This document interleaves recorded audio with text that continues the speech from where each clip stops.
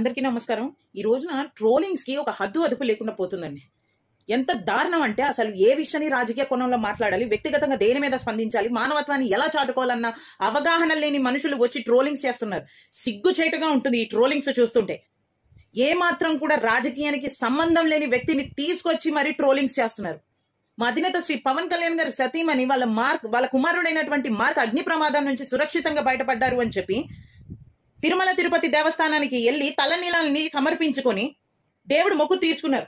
ఇది పురాణాల నుంచి వస్తున్న మన ఆచారం. ఇది పరాయి దేశస్తురాలైనా అలాంటి ఆచారాలని పాటిస్తున్నందుకు మనం ఇంకా గర్వంగా ఫీల్ అవ్వాలి.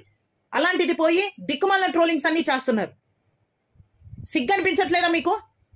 రాజకీయానికి సంబంధం లేని ఆమెని తీసుకొచ్చి రాజకీయ కోణంలో తీసుకొచ్చి ఏం బతుకుతున్నారు మీరు? పవన్ కళ్యాణ్ గారి వ్యక్తిగత జీవితాల గురించి మాట్లాడితే తప్ప మీకు బతుకుండట్లేదని సిగ్గుండాలి. ఒక తల్లి ఆవేదనని రాజకీయ కోణంలో ఆలోచించి మీకు కావాల్సిన విధంగా ట్రోలింగ్స్ చేస్తున్నందుకు. ట్రోలింగ్స్ అనేది రాజకీయ పరంగా మాట్లాడుతున్న వాళ్ళ మీద మీకు ఏదన్నా తెలిస్తే దాని మీద ట్రోలింగ్స్ చేయండి. నిజాలు కనిపిస్తే ట్రోలింగ్స్ చేయండి. అంతేకాని పాపం మా తల్లి ఆవేదన, కుమారుడు అగ్ని ప్రమాదం నుంచి సురక్షితంగా బయటికి వచ్చారని చెప్పి ఆవిడ దేవుణ్ణి దర్శించుకొని ఆవిడ మొక్కు తీర్చుకుంటే ఇలాంటి ట్రోలింగ్స్ చేస్తారా? ఏం మనుషులు మీరు అసలు? అక్కడ ఒక తల్లి ఆవేదన చూడకుండా రాజకీయ కోణంలో ఆలోచిస్తున్న మీరు మీ దాంట్లో అసలు మానవత్వం అనేది బతికి సచ్చిందా?